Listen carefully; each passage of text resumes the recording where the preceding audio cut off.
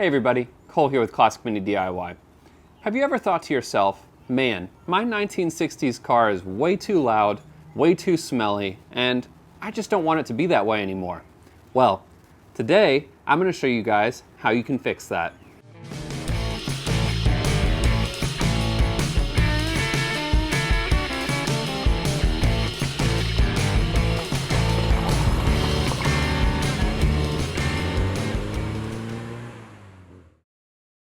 Today's episode is brought to you by you.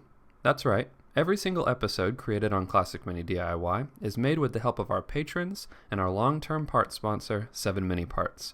If you want to see more mini stuff and more videos in the future, please consider supporting the channel on patreon.com/Classic Mini DIY or by checking out some of my awesome merch like t-shirts, stickers, and all sorts of other really cool stuff at merch.classicminidiy.com.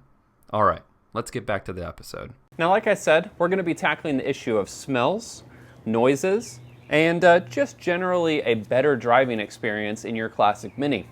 Now, you might notice inside your engine bay, there's a huge, enormous hole that all of your wires, all of your stuff from the dashboard comes pouring out of and into your engine compartment. Now, this isn't the case on every car.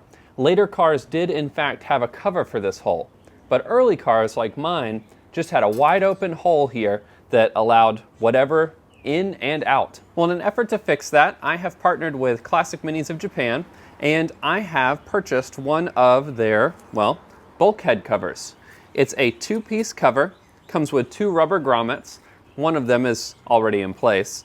And it comes in 2 pieces so that you can take this brand new cover and seal your bulkhead, creating a nice airtight seal that seals out smells, out noises, and keeps the passenger compartment a little bit more comfortable. But how do you install one of these? Well, let's jump over here and I'm going to show you guys. It's a pretty simple process. It does involve a little bit of drilling, a little bit of screwing, and hey, a good time. So let's step over here.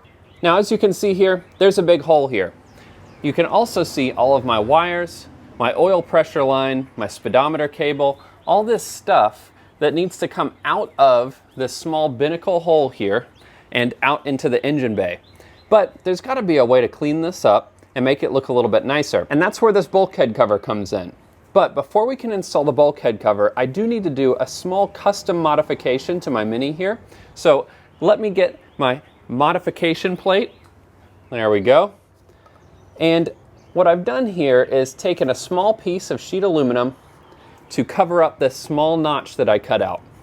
A while back I had to cut out this notch for my HIF 44 carburetor, and I ran that carburetor for quite some time, but the new setup with the engine is going to have a supercharger on it. So I'm going to have all this room back here, and I need to cover up this hole so that it creates a nice tight seal.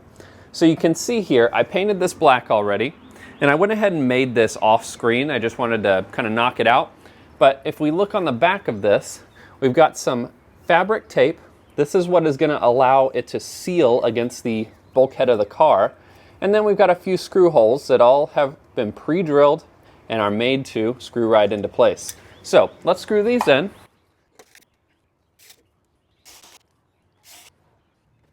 Now there we go.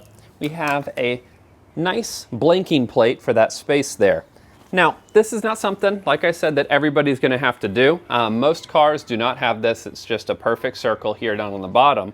But you'll also notice this hole actually goes up to kind of a point, a corner up here in the top left. And from this point, if you have a Mark 1, this is just open like this. This stuff just hangs out, no problems.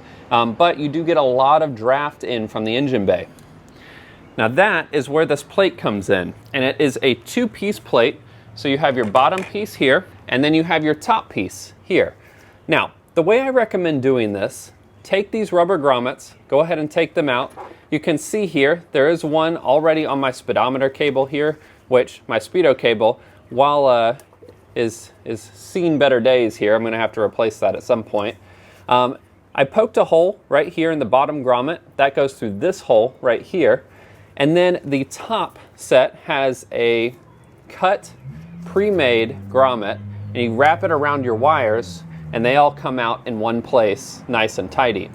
You can see I've also already taken the liberty of wrapping this in Tessa tape where it comes out of the binnacle. Obviously I left most of it uncovered in the back here so that it's not too much to deal with. But the way I recommend doing this is by taking the grommets out, going ahead and placing it where it's gonna go, and marking the screw holes for your brand new plate. Now you can actually see here, I have marked these holes already and pre-drilled them, because I like making my life a little bit easier, and drilling holes isn't that exciting in these episodes.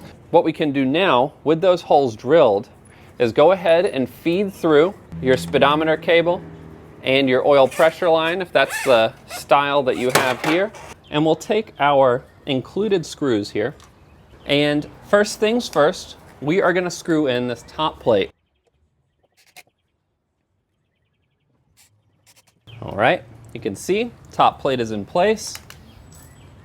Now we'll take our new rubber grommet, wrap it around our wires here, and I would recommend taking the split and pushing that up towards the top of this hole.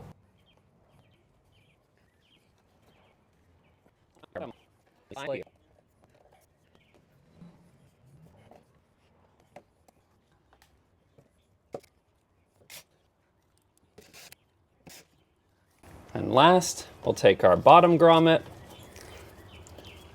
wiggle that sucker into place, just like that, as I lose the fingers to my gloves. And that is how you easily cover up your bulkhead hole here, get a nice, relatively airtight seal here. Obviously there's a little bit in here, but not a lot's gonna get through there. And you clean up your whole bulkhead so that your engine bay looks much, much nicer. All right, and so just like that, we have tidied up the engine bay considerably. I mean, it's pretty crazy how just covering up your wires and getting it organized and tucked away really can transform the look of an engine bay. I'm excited to test this out and to tell you guys what it's like in a moving car. Obviously there's no engine in my car, so I can't take it out for a spin, but I think that this is gonna make a huge difference in terms of the sound and air being passed through from the engine bay. I do also have plans to get a bulkhead sound deadening sheet, one of the ones that go on the MPI minis, but kind of modifying it a little bit, basically not having to cut out as much stuff, and placing it along the bulkhead here of my car, which should look pretty good. Now, if you guys have any questions about this bulkhead cover, I know that the DIY was more about how to install it after pre-drilling your holes. It's not a super complex installation, but again, if you have any questions at all, feel free to post them in the comments section below. Also, a huge thank you to Classic Minis in Japan, David Anley. If you've not seen some of the stuff that he carries, he has an incredible lineup of Classic Mini parts, all extremely high quality. He is the one that I actually picked up the no service ball joints from. So if you guys want one of these bulkhead plates, I will post a link in my description below to his website and the place where you can pick those up. But that is going to wrap up this episode of Classic Mini DIY. And until I see you guys on the next one, enjoy those minis and motor on.